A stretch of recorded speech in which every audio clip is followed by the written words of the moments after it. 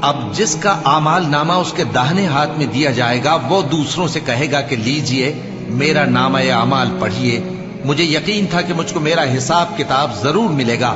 پس وہ شخص من مانے عیش میں ہوگا، یعنی اونچے باغ میں جس کے میوے جھکے ہوئے ہوں گے۔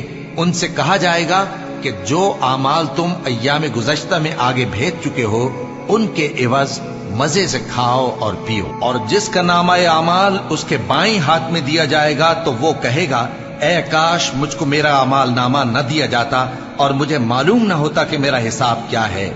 اے کاش موت میرا کام تمام کر چکی ہوتی، آج میرا مال میرے کچھ بھی کام نہ آیا، مجھ سے میرا اقتدار جاتا رہا۔ حکم ہوگا کہ اسے پکڑ لو، اب اسے طوق پہنا دو، پھر دوزخ کی آگ میں اسے جھونک دو، پھر زنجیر سے جس کی لمبائی 70 گز ہے جکڑ دو۔